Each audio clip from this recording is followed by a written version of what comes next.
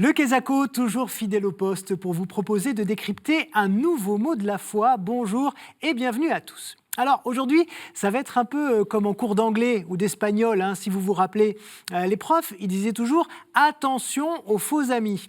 Là, on est en plein dedans, puisqu'on va découvrir le terme « incardiné ». Et vous allez voir que les gens que je suis allé rencontrer dans la rue se sont laissés avoir par ce faux ami. Regardez. Incardiné, c'est incarné sur quelque chose. Incardiné. Ça doit avoir un rapport avec les vertus cardinales. Mais je ne peux pas vous dire lesquelles, je ne les connais pas très bien. Ça veut dire qu'il devient cardinal ? Cela signifierait peut-être qu'il est reconnu par ses pairs, c'est-à-dire un cardinal ? La nomination d'un cardinal, non, je ne sais pas, non. Non, c'est vraiment la réponse qui me vient comme ça, mais c'est idiot. Et non, on ne parle pas de la personne du cardinal ici. Eh oui, c'était ça le piège. Allez, on va en savoir tout de suite beaucoup plus grâce au Père Clasen. Bonjour. Bonjour. Alors vous n'êtes pas cardinal, mais vous êtes incardiné. Absolument. Alors qu'est-ce que ça signifie ? Ça veut dire que je suis lié à un diocèse, tout Ouais. simplement, ou à un institut de vie religieux. En ce qui me concerne, je suis lié à un diocèse, au diocèse de Nanterre. Je suis incardiné à Nanterre. Et c'est même une condition sine qua non de l'ordination sacerdotale. Oui, le jour de l'ordination, on promet 3 choses, le célibat, l'obéissance à son évêque et à ses successeurs, d'où l'incardination, et le bréviaire. Alors concrètement, comment ça se traduit ? C'est-à-dire que vous arrivez dans un diocèse et vous y restez toute votre vie ? Oui, en principe, alors pas toujours sur la même paroisse, bien sûr, il y a beaucoup de possibilités sur les diocèses, ils sont suffisamment grands, suffisamment variés. On peut, par exception, demander à partir 6 ans dans un autre diocèse, par exemple, dans un jeu d'entraide.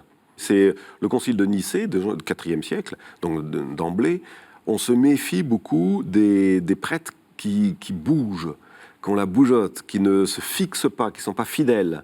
Autrement dit, ils vont picorer à gauche et à droite. Ils agissent selon leur clientèle. Et évidemment, il y avait un vrai risque. Même dans la règle de Saint-Benoît, en 550, on se méfie d'emblée, dès les premières lignes de la règle, on nous dit « méfions-nous des gyrovagues ». On appelle ça les gyrovagues, ceux qui font des tours, quoi. Ouais. Voilà. Il faut être stabilisé. Alors justement, en quoi c'est important qu'un prêtre soit dans un territoire bien précis ? Alors ça a, à mon avis, quantité d'implications absolument importantes. D'abord, la fidélité. Deuxièmement, la connaissance du terrain. Troisièmement, nous ne choisissons pas. C'est-à-dire, nous sommes là où on a été semés. Oui, c'est-à-dire qu'il y a le risque aussi que les prêtres disent « Ah ben moi, je vais aller au diocèse de Nice parce qu'il y a la mer et le soleil. Par contre, je peux aller dans le diocèse de Nanterre ou dans d'autres qui sont un peu moins sympathiques. » C'est ça, voilà. Ouais. Et puis, c'est ça, on ne choisit pas sa clientèle, on ne choisit pas non plus son type de pastoral.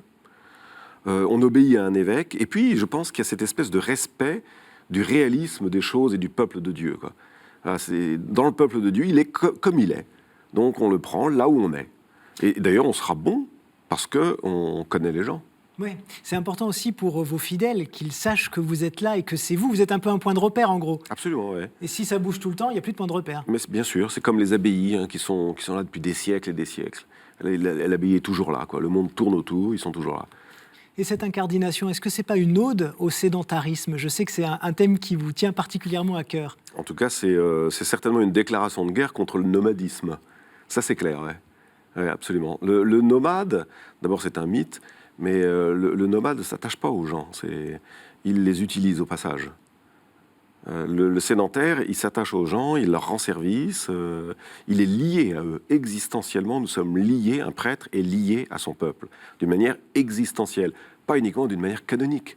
Eh bien, merci beaucoup, Père Clasen, pour ces belles paroles. Vous nous avez aussi un peu expliqué votre quotidien, au final. Et merci à vous, chers amis, d'avoir regardé cette émission. Je vous souhaite une très, très belle semaine. À très vite sur KTO. Ciao.